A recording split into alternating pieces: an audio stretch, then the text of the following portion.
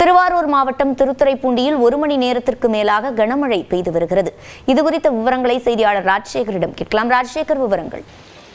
சிவரஞ்சனி, திருவாரூர் உள்ளிட்ட டெல்டா மாவட்டங்கள்ல இன்று மிதமானது முதல் கனமழை பெய்யக்கூடும் என சென்னை வானிலை ஆய்வு மையம் தெரிவித்திருந்தது. இந்த நிலையில திருவாரூர் மாவட்டத்துல கடந்த 10 நாட்களுக்கு மேலாக கடுமையான பனிப்பொழிவு என்பது நிலவி வருகிறது.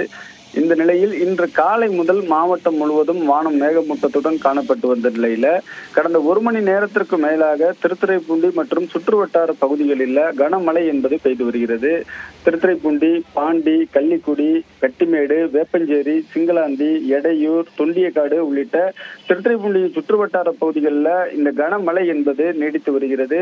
இந்த கனமழையின் காரணமாக இருசக்கர சாலையில் செல்பவர்கள், இருசக்கர வாகனம் மற்றும் 4 சக்கர வாகனங்கள் செல்பவர்கள் முகப்பு விளக்குகளை எரிய விட்டபடி பயணித்து வருகிறார்கள். அது மட்டும் இல்லாமல் ஏற்கனவே கடந்த 1 மாதத்திற்கு முன்பு பெய்த தொடர் கனமழையின் காரணமாக சம்பா மற்றும் தாளடி நெல் சாகுபடி பணிகளில் ஈடுபட்டிருந்த விவசாயிகள் அந்த மழை நீரை தற்பொழுது வடிய வைத்து அடுத்த கட்ட சாகுபடி பணிகளில் ஈடுபட்டு வரும் நிலையில தற்பொழுது பெய்யக்கூடிய மழை என்பது விவசாயிகளை மிகுந்த வேதனைக்கு உள்ளாகி இருக்கிறது. இந்த மழை தொடர்ந்து நீடித்தால் அந்த பயிர்கள் முற்றிலுமாக பாதிக்கக்கூடும்.